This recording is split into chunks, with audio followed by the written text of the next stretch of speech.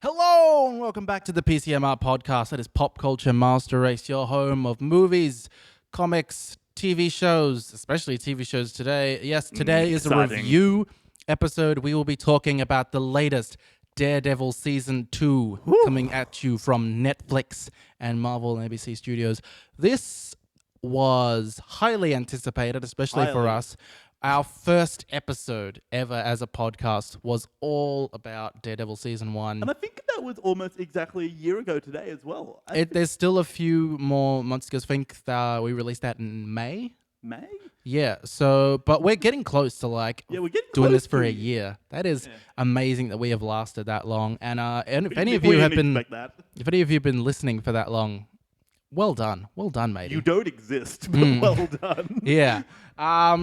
So obviously you want to know, what did we think of this season? It only just came out a week ago. On Netflix. On as Netflix, usual. yeah. We find ourselves back in Hell's Kitchen following Matt Murdock, played by the ever great Charlie Cox, as he finds himself up against a new threat to the kitchen, the Punisher, Frank Castle, played by John Barenthal. As you may know from Walking Dead, he played Mm-hmm. Shane up until end of season 2.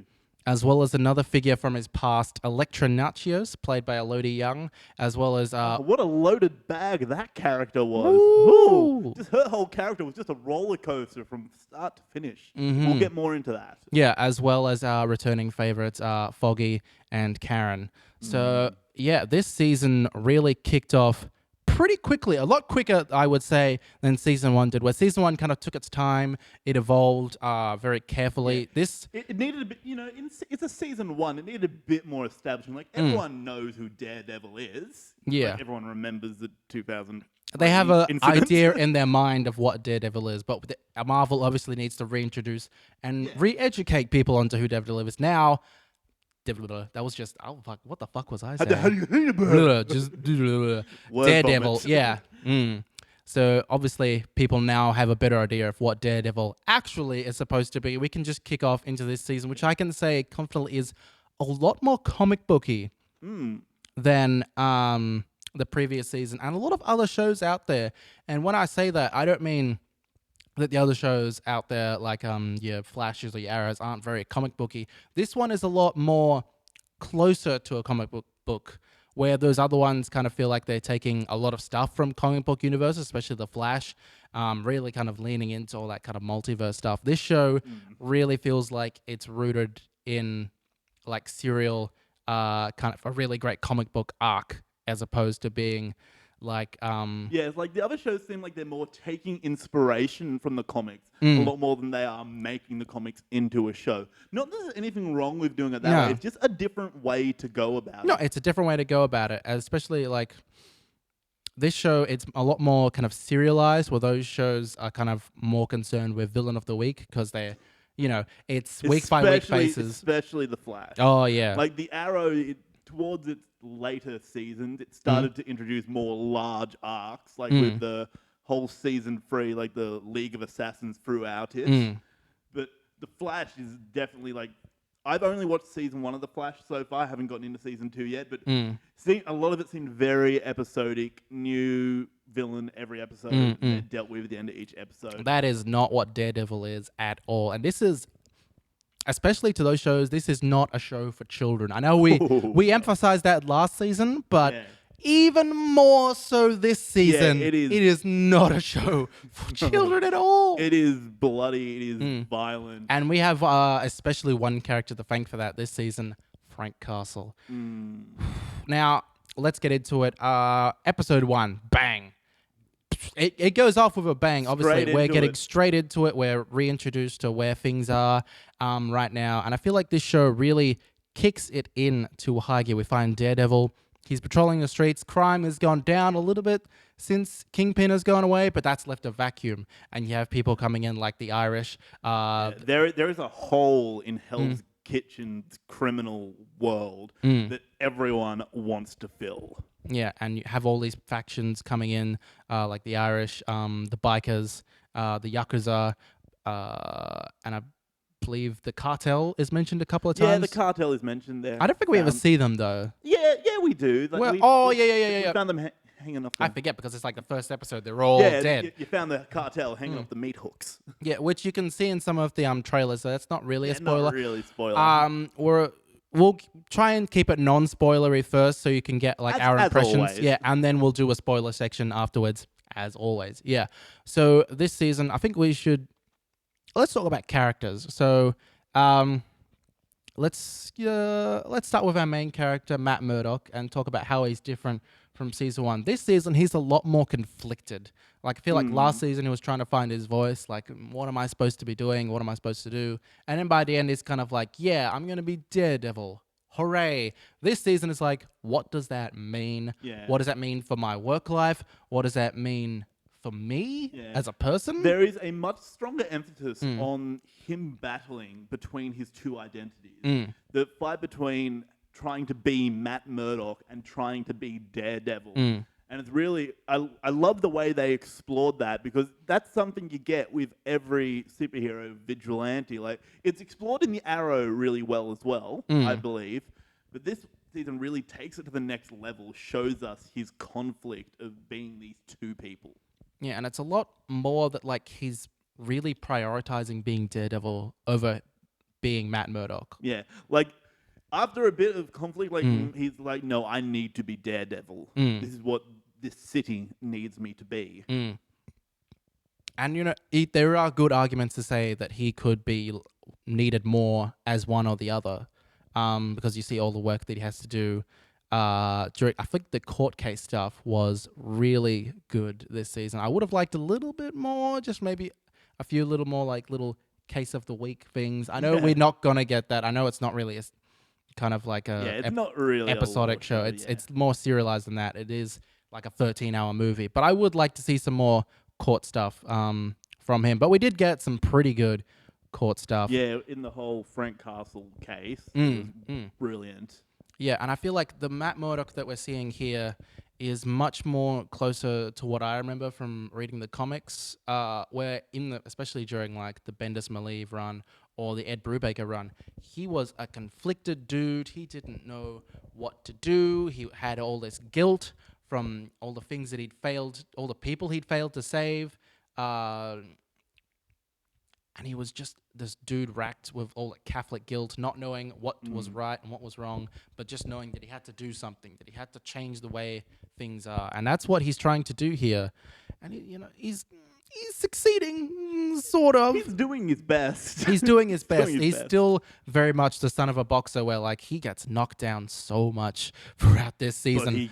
But he always gets back up. He always just spit the blood out, spit that tooth out of the way. Like, all right, and it's like, you figure you're done with me.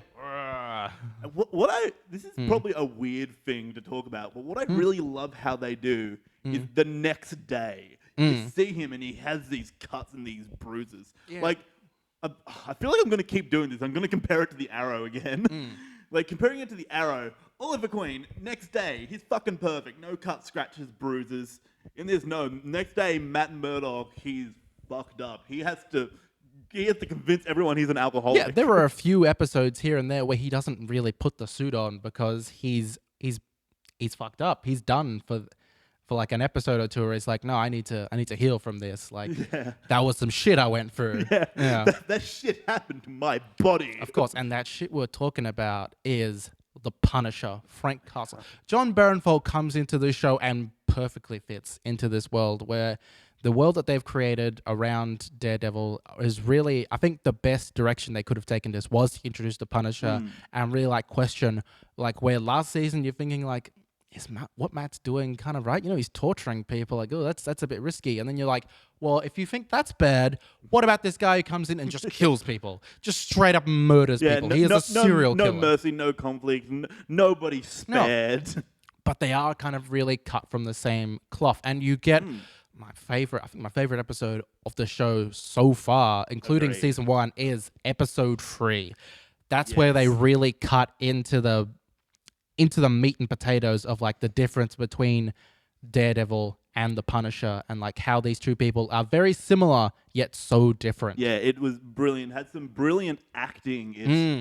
And it's like, it was really just like a battle between them. Like, which way is the right way, and it got you as the viewer having that same argument in your mind. Like, is the Punisher right? Is his way better? Like, as good people, we want to think that Daredevil's way is right. Like, we don't have to kill them, but then it gets you thinking, well, should we be killing them? Yeah, I know. It really like cuts into that. Where like, especially like, you know, I'm kind of a left-winging leading person. Like, I'm thinking like, you know, there shouldn't be a death penalty, but it gets results. Like, Yeah. See that cuts into my moral judgments. Well, like I've always been very passionately like there shouldn't be a death penalty. Then I think about it like, but are some people too dangerous to live? yeah, I really like how the show kind of like flip flops and doesn't like have a direct answer to whether what the Punisher is doing is correct or not. Whether you're constantly, especially I feel like they kind of convey that a lot through Karen, where she's kind of like feeling like, I feel like there's more to this guy than we're seeing initially. Like everyone's thinking he's just a psychopathic murdering serial killer, There's but definitely there's more more. to There him. is more there, but he kind of is both of those things. There is more to him, but he is Yeah, but also he's still that. still a serial killer. He's still that. Yeah. There is more. And like we do get to dive into his story, which is good because we really start to see why he is that way. I feel like, especially in like previous incarnations of the Punisher, where like just like Daredevil, where he's had a lot of shitty movies. Well, Daredevil thankfully only got one, but Punisher has got 3 on his list. Well, Thomas Jane was okay as the Punisher, but his movie wasn't that great. And I recently watched Punisher Warzone just as like well, let's see how this is. It's so bad. It's Really? like there are bits and bobs here and there that are kind of good, but you can see, especially when it came out in 2008, that's the same time as Iron Man, that's the same time as The Dark Knight, and you're thinking like, yeah, this can't era of compete. like being really like cartoony and just like dumb, you can't do that anymore. Like the bar has been raised, and I feel like this Punisher much more fits into the MCU, where this guy, he's very violent and he's very kind of like psychotic, but there's explanations for all of that. You see that this is a man grieving. This is a man in pain. There is a lot of emotion and like contextual weight to the actions that he is taking. Yeah, he's not just killing them because you're bad, I kill you. There's a lot more to it, and he has a deep psychological, what's the word for it? Reasoning? Yeah, Yeah. let's go with that. Yeah. Now we're talking about like what is kind of putting Matt in a pickle moving forward, but not just like, it's not just his future that is concerning him, it's his past coming back to haunt him. His past. Elektra comes into this season played by Elodie Young, and she is just fascinating every time she's on. Captivating. That's what I was going to say, captivating. Yeah, while like, the first 4 episodes are very much dedicated to Punisher and like his reasoning, and then it's kind of sprinkled throughout the rest of the season. Once we hit episode 5, Elektra comes in as like, okay, tap out, my turn to fuck with you for a little bit. Yeah. And that backstory, and then as we get into later episodes, a lot more of it gets explained. We get to realize, holy shit, that's why that happened the way that happened. Like, I don't want to get too into it because spoilers. Yeah. But yeah, and we get a lot of cool returning characters, a lot of cameos that I wasn't expecting. I was hoping for some kind of connections to Jessica Jones. We got one mention of Jessica Jones. We got a mention, and we got also a cameo appearance that we won't go into here, but it's satisfactory. It's not quite what you're expecting, but it tides you over. We'll say that much. And also we get some great character actors coming into it. Clancy Brown comes in. I think it's Clancy Brown. I may be thinking of someone else. But the guy he's voiced Lex Luthor. You've seen him on The Flash. He is a staple of all this comic book, especially DC stuff. And he comes in here and he's just great, as he always is. And he kind of reminded a little bit, it's like, man, why can't you be playing Lex Luthor? But, we'll get into that next week when we're talking about Batman v Superman. Yes, we're going to see it together tomorrow, because as anyone on YouTube realized, we're in the same room right now. Yeah. But we get a lot of great characters coming back and returning. Now, let's talk about some of the supporting characters that come back here. Foggy has... their relationship kind of fluxes as all relationships Yeah. do. Where like he's coming But back in. in a situation like he's in, where your best friend is a He's still very vigilante. much concerned about Matt's welfare, and especially the welfare of their practice, where like Matt is letting him down time after time, and constantly Foggy is having to step up. And you see Foggy kind of realizing throughout the season is like, maybe like me being partnered up with you isn't the best course of action for me. Yeah. Maybe we've gone into this too fast. Maybe we shouldn't have just gone straight out of law school and started our own law firm. Maybe that wasn't the best course of action for us. There's a lot of conflict with like, what their priorities are, where Matt is becoming more and more singularly focused on the mission of like, I have to be Daredevil. I have to take care of this city. There is some crazy shit out there that I can't even begin to explain to you. And, Foggy, although he's not quite seeing what Matt is seeing, he is right in his own way to be very concerned, because what they're dealing with, the Punisher, is that's enough, That's crazy. Yeah, taking on that Punisher case was insane for them, because like they had their, as they called it, quote, 15 minutes of fame when they took down Wilson Fisk. And so to go from taking down this big crime lord to defending this serial killer, that's a crazy move for their firm. And, Matt, as you said, he's constantly letting him down. He's not showing up. He's off doing other things. And it's like, it's not like Matt's trying to defend himself. It's like he realizes, shit, I'm letting him down. Yeah. I'm letting the team down. And he's kind of pushing away his friends because he's kind of realizing that, because he's like, Yeah, I'm going to hurt the people I care about. I'm going to hurt the people I care about, yeah. Yeah. So we get a lot of conflict this season. I feel like this season, it's not... Some people won't like it as much because the story isn't quite as neat as season 1 is, where season 1 you got kind of a beginning, middle, and end. I like season 2 because there's a lot more in it. Like season 2 feels a lot to me like the comic book era that I was reading. Well, it was very much, Matt was very conflicted. You had all this stuff going on, and a lot of the stuff that I was reading, it does kind of get mentioned, sprinkled out here. We're not quite at the same point in the comics as we are here, but it's spanning over a bunch of different eras, where like this season it very much feels like Matt is more investigating a lot more as Daredevil. He's doing a lot more kind of that crime noir thing, where there's so much crime going on in Hell's Kitchen. Like even when you take out someone like Wilson Fisk, just more and more of it seeps into the city. Yeah, like no matter how much you take out, more's gonna come in. Like he's never gonna stop. And there was one scene with that black gun guy. What's his name? Black gun guy. Oh, I don't remember his name. The black arms dealer. Yeah, I know who you're talking about. Yeah, and they have that scene. I think it's Winston or something. Yeah, something like that. Yeah, they have that scene where he goes to him like, "You can put me back in jail, but you know just as well as I do that I'll be out again in another month." And followed by the best line from Matt, just like, "Well, I'll see you in a month then." Yeah, I was like, "Well, see you then. All right. I'll punch you in the face again." If you keep getting punched in the face, you obviously have a thing for you pain. could stop being a criminal, and I won't punch you in the face. But that'll you keep work. selling guns to people out of a trunk of a car, I keep punching you in the face.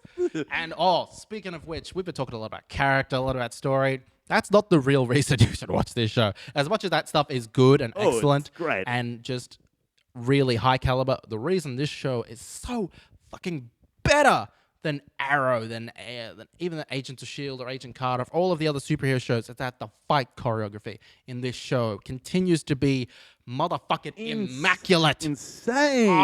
Holy crap balls. Yeah, their fights are so good this season. And the one in particular that I would like to mention, again, last season we had the great hallway fight in episode 2. That was one of my favorite fight scenes ever.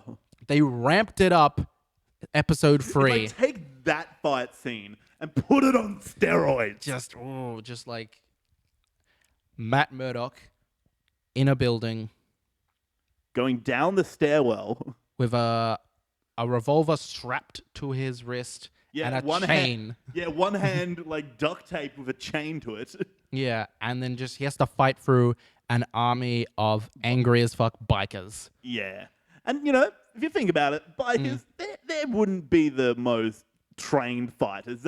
But they're tough as nails. Yeah, they're tough as shit. and they're a lot more brute force than they are like carefully planned martial These are arts big like him. dudes who are into some serious shit. These aren't just like your regular kind of like, bikers like, I really like motorbikes. I like going fast on a motorbike. These are the kind of guys who's like, freaking our old yeah. band played in a bikie club once. yeah, no, That's the story. these aren't those guys. These are the guys who go like, yeah, we're so Hey, muffin. hey, dude, I don't know about you, but I saw some sketchy things that night. Yeah, but I don't think they're going to be fighting like a vigilante.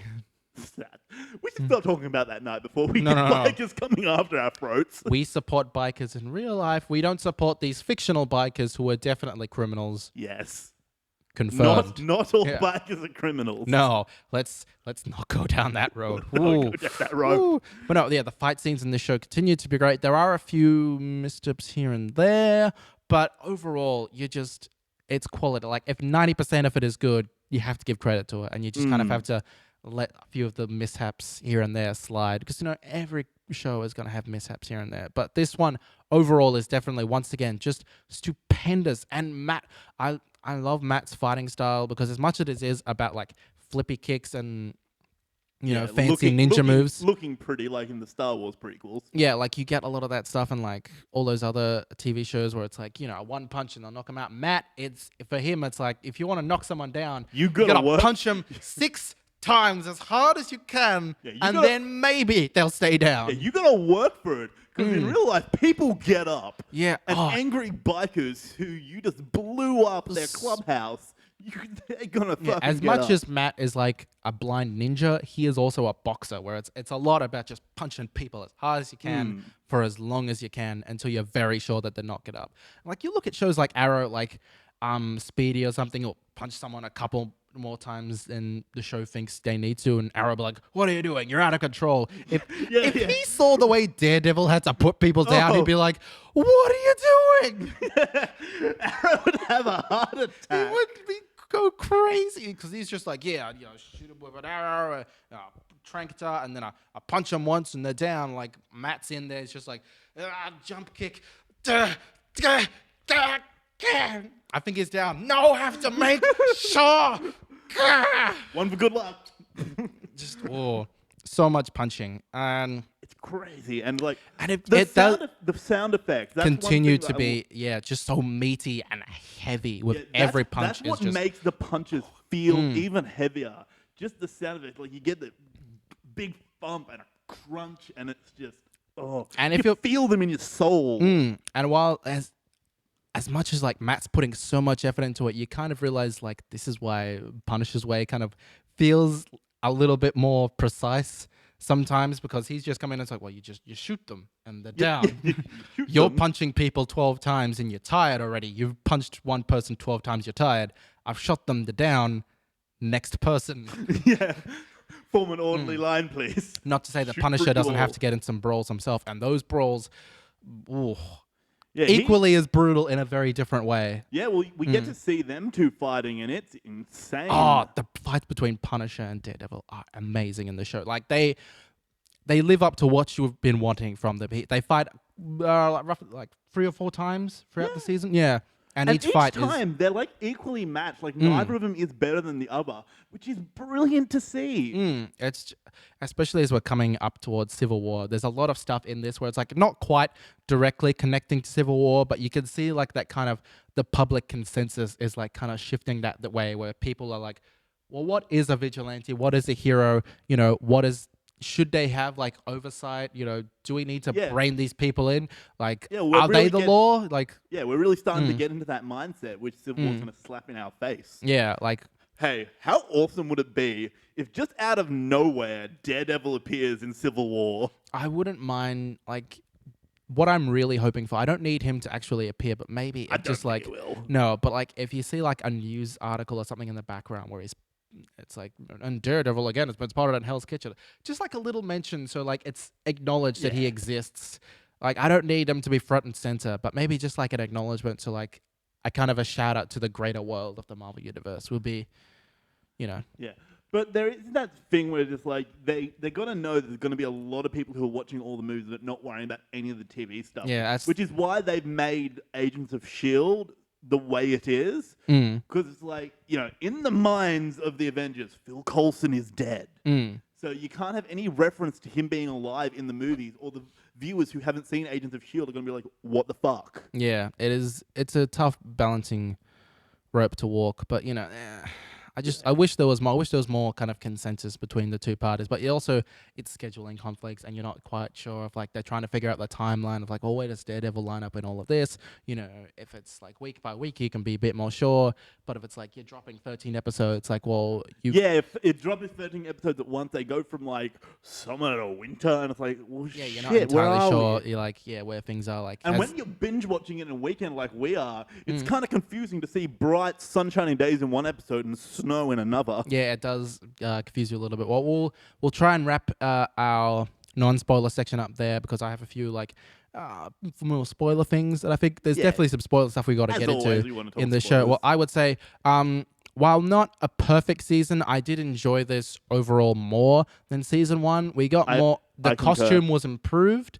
We got some another great round of cool hints to the comics, great little Easter eggs. The fight scenes continue to be immaculate. The characters continue to grow. I like that the show isn't like just saying, they don't have that kind of fear that like, we have to kind of wrap it up in this season because we're not sure if we're going to get another season. They're not afraid to be like, well, we'll just throw as much as we can into, what we think is a good arc here, but we're still going to be like, well, we still have another couple of arcs to go. Yeah. And we're still... Season 1, they did that whole thing. It's like, we don't know if we're getting another season. We can tie it up in a bow here if we want to. Yeah, and then we can start the Defenders like after that. But they're like, nope, it was super popular. It was the most watched show on Netflix. They're like, okay, so now they know we're going to get more seasons. We're going to get more seasons. We can, drop a few more like hints here and there and like not quite neat and tidy tied up as some people would like, which, some people might see that as a negative. I feel like it's just like, it's another great comic arc. We'll get into that in the spoilers about the endings. But I love the characterization. I love the new characters they introduced. I love the fight scenes. I love the show.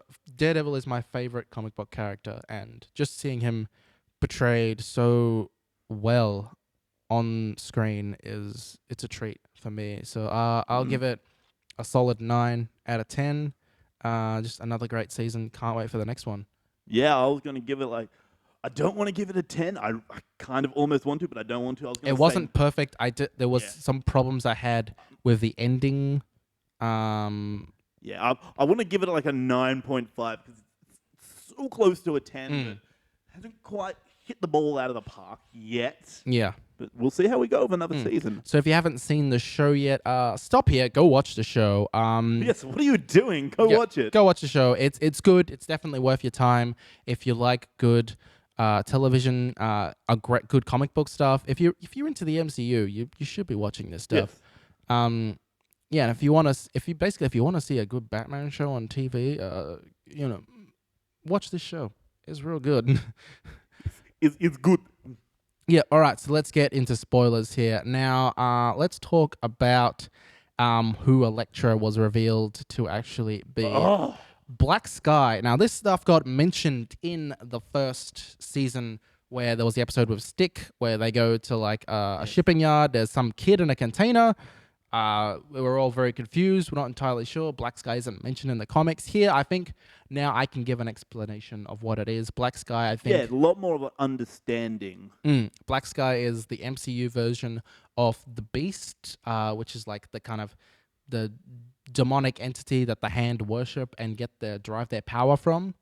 And of course, that's revealed that Elektra is Black Sky.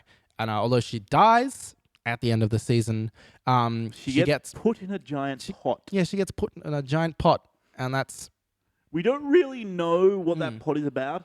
And like we see, there's that episode with the weird kids who were getting their blood drained, who seem to have been brainwashed, and we don't know why they were getting their blood drained. No, they don't. They didn't explain that, did they? Yeah, and it seemed like their blood that was being drained was being pumped into that giant pot they put Elektra in. But that really wasn't explained what they were doing draining their blood and what that giant pot is. We're getting into like mysticism, like magic is starting to be introduced very slowly, kind of like creepily, in like a way that you're not entirely sure what's going on, which I think works if you're going to be dealing with like demonic entities and magic and stuff. It should be very confusing to normal people. So as long as they explain it eventually, I'm okay at this stage of being like, well, like we get very confused. We get Doctor Strange this year. We're don't getting we? Doctor Strange in November. magic is going to explode out of its butthole Yeah, and into of course, this MCU. Iron Fist will deal with magic in a big way. So, but yeah, we get a lot of. I want to add, like, right at the last episode, Daredevil finally gets his billy clubs, and I've been waiting for him to get those. What's his name? His armor guy. Melvin Potter. Melvin. I love Melvin. He seems so innocent. I'm waiting for him to become, because in the comics he's a villain who he has kind of a similar role as he does at the show, where like he's friends with Daredevil at some point. Like there's a point where he's a bodyguard for him. Another point where he's like, he is like a designer for like outfits and stuff for villains. So he is kind of portrayed correctly in the show, but they've kind of twisted him a little bit where you're like, they're building him up. So like maybe something's going to happen to Betsy. We still haven't seen Betsy. We don't know. We've heard about her. And I think it's been hinted that Melvin has some sort of mental disability. And I'm still not entirely sure if Betsy is a woman. Like he says, like he was building an outfit, the Elektra, he retrofitted Elektra's outfit that was meant for Betsy. But a part of me is thinking like, what if she's like a mannequin or is dead, and we're gonna get like a Norman Bates kind of situation, Psycho. There has to be a reason we haven't seen Betsy. I get what you're saying, but maybe it's something really fucked up. Yeah, it has, like this show deals in the fucked up, so it should be something fucked up. But yeah, I love it. That was a great moment where he reveals he's wearing his little armor thing, and that's the costume that he wears in the comics. So and also like in the comics he has I think I mentioned this in the first episode we did of the podcast, but yeah, he has like little like razor things on his wrist that he shoot off. So whenever he picks those up, I'm just like, you gotta put this on your wrist and shoot them at people, aren't you? You dingus. But yeah, Billy Clubs, that was great. Like, I've been waiting for him to get his little like grappling hook things. We can swing around the place a bit more, be a bit more like Spider-Man. Oh yeah, unders. Yeah, we'll get to him later. But yeah, also I loved. Okay, so we talked about, I think it was Clancy Brown. I'm pretty sure that's the guy's name. I'm gonna look him. No, I'm not gonna look him up. Screw it. Y'all can look him up. Yeah, you'll put like the actual guy's name or something. Yeah, flash it up. Across the screen. To use on YouTube. Yeah, obviously he is revealed to be a villain. He was the blacksmith in the show who we didn't talk about in review, but yeah, basically he was this kind of heroin dealer who was very behind the scenes, as was part of like the drug bust that was organized by the DA and 3 different rival gangs that turned Frank Castle from regular special forces family man to I will kill everyone. Yeah. Speaking of the blacksmith, we got to see how Karen figured out he was the blacksmith. My question is, like, maybe this is something like I stopped paying attention for a minute. How did the Punisher figure out he was the blacksmith? Was that explained? Because it's been a couple of days since I watched the show, and every time you watch something in a binge, it's hard to remember. Well, from what I was seeing, Karen looked at the picture on the wall and figured out he was a blacksmith. Yeah. Then she was in the car with him. The next thing you know, the Punisher was running his car into them. I don't think we got. I feel like it was just like a matter of. Yeah, he just knew. Yeah, like a matter of like eliminating like, well, if it can't be this person, it has to be someone who knew me. Like maybe it's this guy. Maybe because. Karen remembered that guy being put in the body bag at the pier and saw him in the picture. Maybe the Punisher. Oh, when he was on the boat and that guy was like, "Hey Frank, remember me?" That was the guy from his unit. So he's like, "That would have been when he that's where he figured it out." Yeah, okay. See, it was an explanation. Okay. Yeah. Because I was watching that. You had to think a bit more about it. Yeah, think about it. Like, okay, it was explained. Yeah, we haven't really talked a lot about the Hand in that show. What did you think of the Hand? Like this crazy ninja organization doing crazy shit. Mental, like that last episode where Elektra and Daredevil were going against it. There's just so many of them. Like, how has nobody realized like 1,000 ninjas running around New York? Well, eventually they did realize like they surround the building and they've got like floodlights up there. It's like, why are there ninjas fighting on the? Why are there ninjas fighting on the roof? Like, man, fucking space whales came out of the sky like 3 years ago. Ninjas is whatever, you know. Everyone's just sitting down there like, just don't ask questions. It's like, it's New York. There is no answer. They're New Yorkers. They're like, forget about it. and get some pizza, yeah? Oh, that's a terrible. Oh, we're so I- racist. You can't be racist to Americans. That's true. Like, Actually, no, you can because African Americans, Brett. you can't be Yeah, you can't yeah. be racist to white people. Let's say that. Well, you could be bigoted, or is there? I don't know. Let's not get into social justice warrior shit. Let's not get into what's PC or not. Let's talk about this show because punching people in the face, the show is great. Yes, this is what we're renaming the show. Punching people in the face, the show. Yeah. Episode name. Yeah. I really, really enjoyed seeing Vincent D'Onofrio appear again as Wilson Fisk. Out of nowhere. I did not know that he was not going to be in this season, but I feel like they really stepped up his character a lot more. Because, before we were seeing him, like, he was in power already, kind of. Like, he was behind the scenes a lot, and he was kind of moving towards his plan. But he was still he was a guy who was in power. He didn't really have to, like, climb up. We weren't seeing him climbing. We were seeing him kind of, like, just cultivating, where this is a bit more like you get to see like how Wilson Fisk thinks and how he like even when he's at the bottom and he's you got to see him just go from being this regular inmate to fucking ruling this prison inside. By the end, like all the guards are working for him. He could beat someone up in a holding cell and just be like, no, now walk out. I know you're covered in blood and I just punched you in the face. I don't give a fuck. I'm gonna burn this city to the ground. Yeah. And I'm coming after you specifically. And at the end of that episode, he just sits there and casually eats his dinner while he's watching a guy die. Yeah, it's like, I'm not going to let you die alone. You are right. There can only be one kingpin. Yeah, and I'm motherfucker. And it was kind of a little bit of a when he finally called himself Kingpin.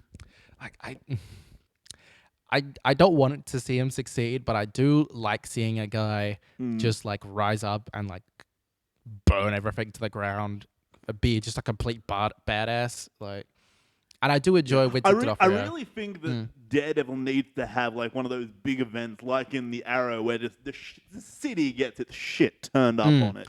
Do you think that the Kingpin will be the main bad guy for Defenders? The same way Loki was the main bad guy for the Avengers. I'm not sure. Or do you think it'll be more like a bunch of villains coming together? Maybe the Hand, because I feel like the Hand is going to have a big presence. And I really feel like the Hand is at least going to carry on into Iron Fist. Yeah. At least. So, like, because I feel like they're going to... They're not going to be able to get rid of the Hand. Different. I don't think he'll be dealing with the Hand, but definitely, like, Madame Gal continues to be a mystery. Like, I still think that still she's... keeping her there. I like that she appeared as well. Like, a lot of, like... There were a bunch of great cameos. Like Vincent D'Onofrio's surprise appearance was the best one because he got basically an episode and a half dedicated to him. Yeah, which was great. And especially seeing him go up against the Punisher and just their relationship. And I like that the Punisher is kind of a scrappy dude where he's not the biggest guy in the room, especially compared to like Wilson Fisk, where Wilson Fisk just towers over everyone. He's humongous. But he's like this scrappy dude who's like, yeah, I'm not the biggest guy in the room, but I will fucking cut your throat if you come near me. And that scene in that episode where all the inmates just like, hey, let's fucking kill this guy. Yeah, he just gets locked in a room with like 12 people. You just see him like, Punisher, he does not fucking stress for a second. He's just like, fucking let's do this.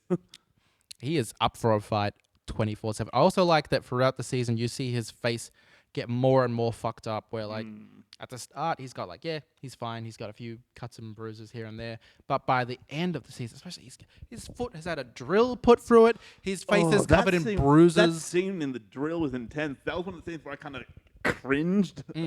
Especially looking at him in the diner where he's talking to Karen, where it actually gives some great love advice, which who would expect the Punisher to give great love advice? That was hilarious. I was literally like, what is happening right now? Oh, you're mad that you hate him. I wish I could hate my wife right now. Whoa, like that was one of the weirdest scenes. But it was kind of great. Like, I just love that. Like, especially that scene. Like, he is so. You look at it in other shows, and people like the next episode they're fine. They've got like a pretty scar, but in this show, people get like ugly fucked up. Yeah, that Like- shit sticks with you. It was one of the things that I really AIDS. appreciated about the Winter Soldier, where like at the end of like the fight between Bucky and Cap, where Bucky's just been beaten on him, and he's got like kind of just realistic kind of like ugly bruising, where it's kind of got a yellow and it's swollen, and he's just like, "Ugh, I'm still your friend," but his just face is all fucked up, and like that. Night fucked up 9 ways of And that's Sunday what and happened. that Like the shit. Punisher, he was sitting in that diner, and his face is all just like puffy and yellow and purple, and just like, yeah. Let me give you some love advice. Hold on a second. Stab, bang, bang, fuck. All right, what was I saying? Yeah, love is really, it's a complicated thing. After he's murdered 3 people. Oh, just the violence in the show really escalated this season. Like, Yeah, and I think it got more graphic and a little more, Especially, I like- wouldn't say more gory because we didn't have brains on a door.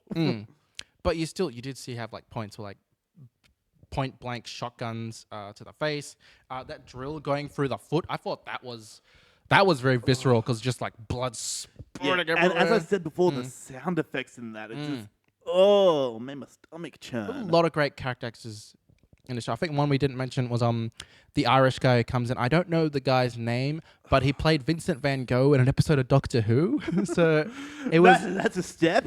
and that was one of my favorite episodes of the Matt Smith era, where like that guy can really like woo, can well up the emotion in his face. A terrific actor, and he comes in and he is just great. And he's only in it for like an episode or two, but he leaves a lasting presence throughout. Yeah. So like when you're thinking back on the show, you're like, man, that crazy ginger guy was pretty good.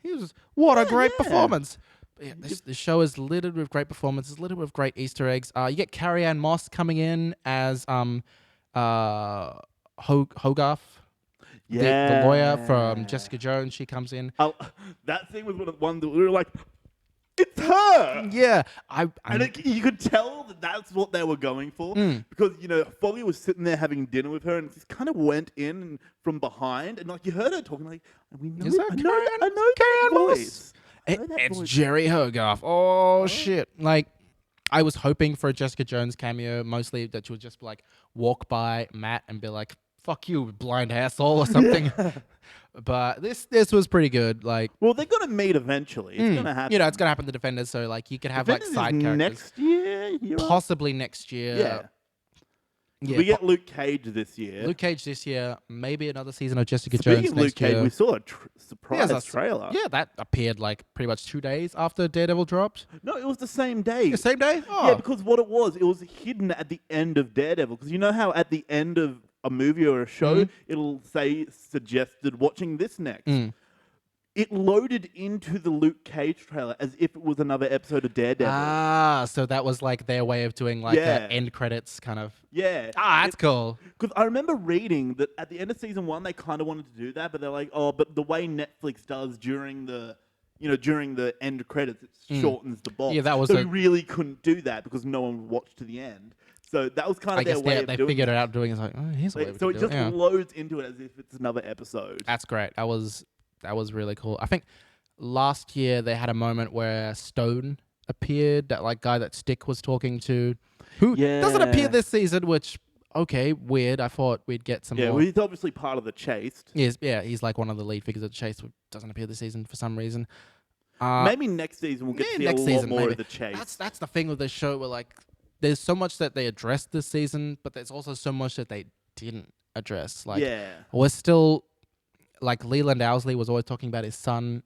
So I think there's a Leland Owsley Jr. out there who I'm hoping is more like the Owl character in the comics. So we could see more of him. We still haven't seen Bullseye in this show yet. There's so much that still hasn't been addressed, and there's like the world of like New York superheroes is expanding so much, and I'm just excited. I would have liked a mention of Spider-Man. Yeah, considering he's operating in the same area. Yeah, he's in like that New York area. I would have liked if they were just like when they were mentioning like these vigilantes, there's that girl who's like going around punching people, the guy who's like bulletproof, that bloody web crawling annoying kid, like Yeah. or if they could have just like that idiot from Queens or something. I would have accepted idiot from Queens, like as the Spider-Man. But yeah. You win some, you lose some. Yeah. Is there any more little like what are your favorite scenes, favorite episodes? I still say my favorite scene was just that fight scene going down the Mm. stairwell. That was just brilliantly choreographed, and it went for like what 7 minutes, Mm. and you kept thinking, "Oh, is it over?" No, it's still going. Yeah, that was definitely one of my favorites. I really like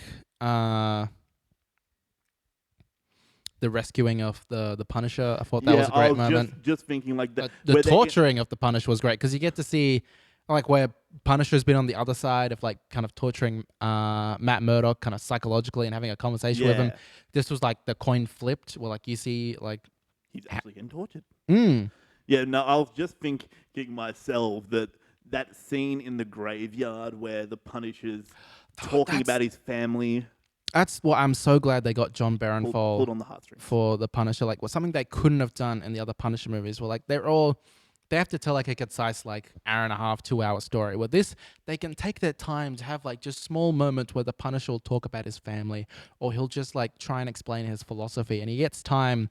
They'll get like monologues. That's why I love the Netflix format for Yeah, these things. they get monologues.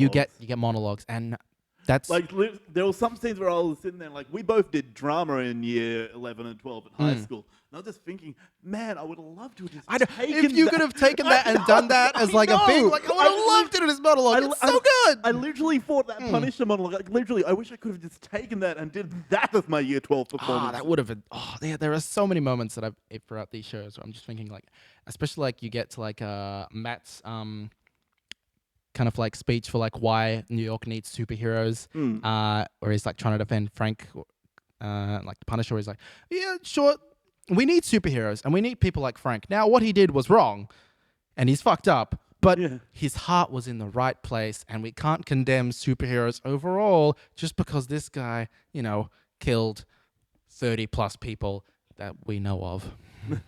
Yeah. Mm. Then that same episode, that really powerful moment Mm. where the Punisher just speaks up and says, "I'm not crazy. Mm. I was in my right mind when I I did knew that, exactly what I and was I doing." would do it again." That was I so, liked it. so powerful. Mm. And it is like he might have been exaggerating a little bit, but you do feel like that is like him speaking like, no, you people don't understand what needs to happen. And he might be crazy, but he does not think he's crazy. Yeah, definitely. Mm. He, And I was like that kind of that really cool explanation or exploration of like his psyche where it wasn't PTSD. They weren't just going to like lump him in with that and go for the easy thing that people know about. They went for something like different, like that emotional trauma. Yeah. Like he's reliving this the same moment bullet of in the trauma. head. Yeah. Yeah. I enjoyed all of that. Oh, and he gets the costume at the end. I did. That was a bit I didn't quite like at the end. Like we've talked a lot about stuff we did, like things I didn't quite like. I didn't like that bit at the end where you're having like Elektra and Matt.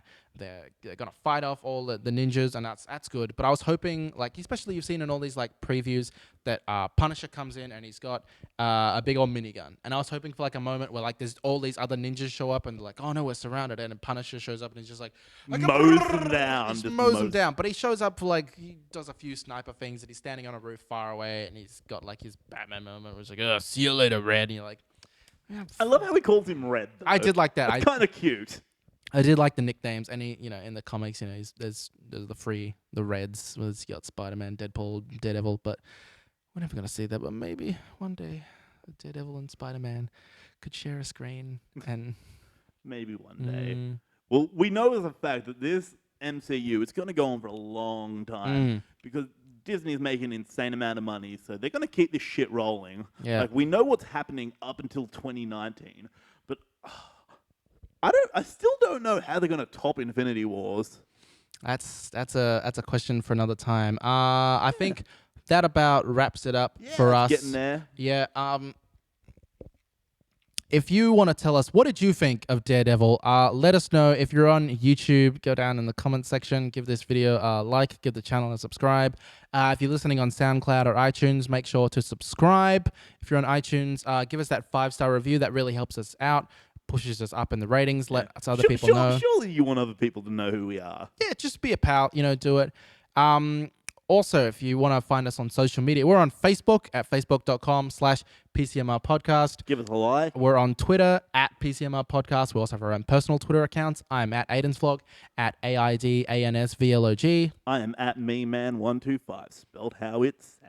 We also have an email that's PCMRpodcast@gmail.com. Yeah, send us an email with anything. Your thoughts, your feelings. We're a medium. We'll talk to the spirits for you. Yeah, if you have any questions, just random questions. Yeah, about life.